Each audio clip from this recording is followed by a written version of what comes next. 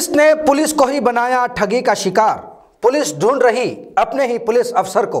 नमस्कार, news 20 India के सभी दर्शकों से विनम्र अपील, सरकार और प्रशासन का सहयोग करें, घर से बाहर बिल्कुल ना निकले, खुद की और परिवार की सुरक्षा रखें। और मैं हूं आपके साथ सुरेंद्र सोनी।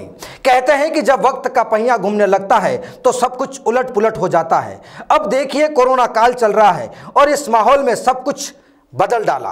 लोग घरों में बंद हैं ताकि कोरोना से बचा जा सके, तो वहीं हमारी पुलिस सड़कों पर है ताकि कानून तोड़ने वालों को सबक सिखाया जा सके। चलिए आपको असल कहानी बताते हैं। असल में आज हम दो खास और अहम मुद्दों पर बात करेंगे जो जुड़े हैं राजस्थान पुलिस के उन अधिकारियों से जिसमें कोई गुनहगार बना तो कोई पीड़ित। आपको एक जरूर बात से रूबरू करवाएंगे और आपने कहावत जरूर सुनी होगी कि एक गंदी मछली पूरे तालाब को गंदा कर देती है, और ऐसा ही कुछ इन दिनों खाकी के महकमे में हो रहा है। अब जनाब वक्त का तगाजा देखिए। जिस थाने में साहब का रोब चलता था, वह जवान साहब को सुबह शाम सैल्यूट करते थे, आज वही अपने साहब को तलाश कर रहे हैं क्योंकि साहब फरार हैं।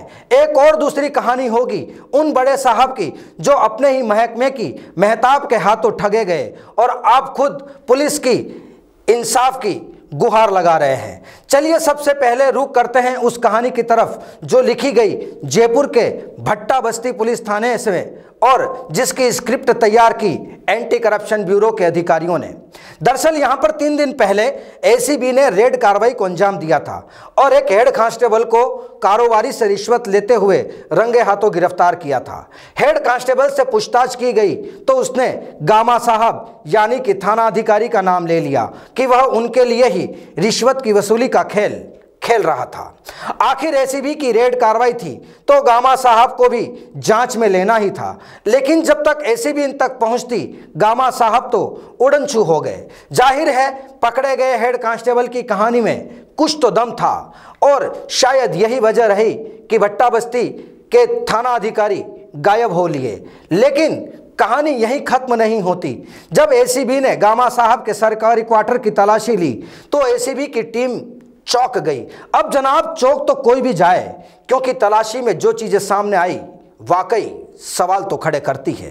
अब तलाशी में क्या मिला वह भी जान लीजिए।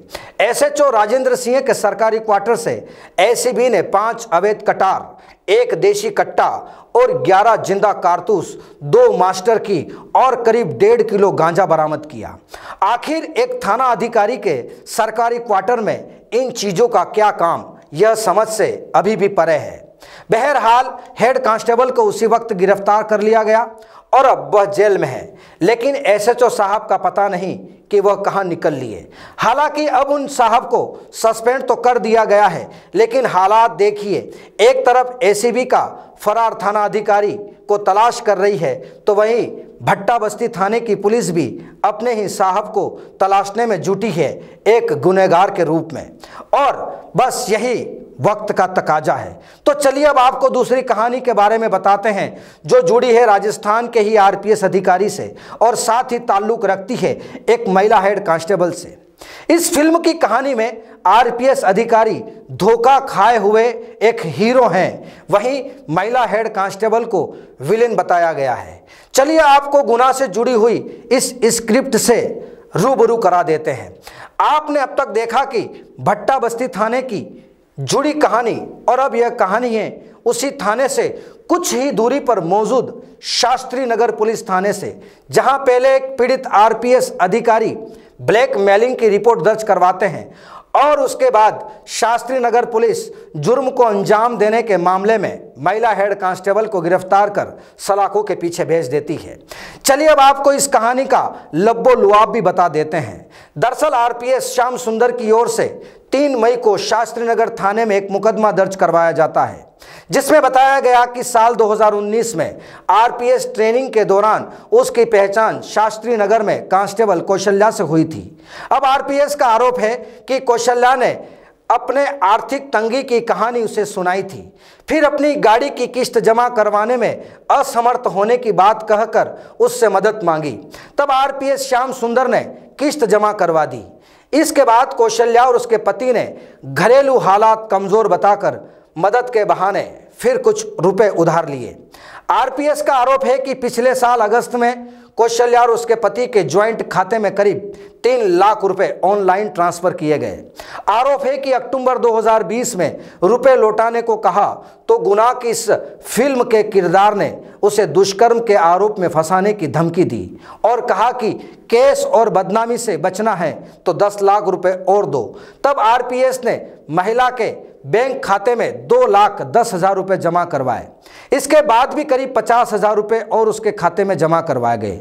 लेकिन जुर्म की कहानी यहीं खत्म नहीं होती, बल्कि पीड़ित का आरोप है आरोपी हेड कांस्टेबल ने 3 महीने पहले एसपी बूंदी के नाम से लिखे शिकायत सोशल मीडिया पर भेजी, जिसमें पीड़ित पर दुष्कर्म करने का आरोप लगाया गया था। इसके बाद ब्लैकमेल कर 20 लाख रुपए फिर 50 लाख रुपए की डिमांड की गई और रुपए नहीं देने पर दुष्कर्म करने जैसी धमकी दी गई।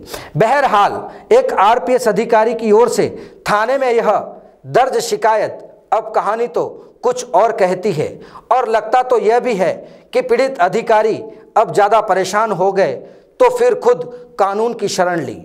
हालांकि जयपुर पुलिस ने आरोपी महिला हेड कांस्टेबल को सलाखों के पीछे पहुंचा तो दिया है, लेकिन सवाल यह है कि क्या यह पूरी स्क्रिप्ट एक महिला हेड कांस्टेबल के द्वारा तैयार की गई या फिर इस फिल्म में दूसरे किरदार भी शामिल हो सकते हैं।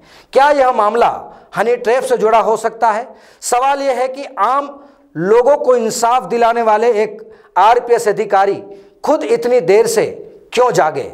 जनाब, अब तो सवाल कई हैं जिनके जवाब जयपुर पुलिस को तलाशने हैं और इन सवालों के साथ जयपुर पुलिस को तलाशना है एक फरार थानेदार जो अपने ही अधिकारियों को अंधेरे में रखकर अभी फिलहाल फरार है।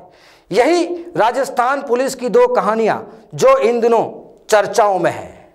फिर हाजिर होंगे ऐसे ही कुछ दिलचस्प तस्वीरों को लेकर। तब तक देखते रहिए न्यूज़ 20 इंडिया। नमस्कार।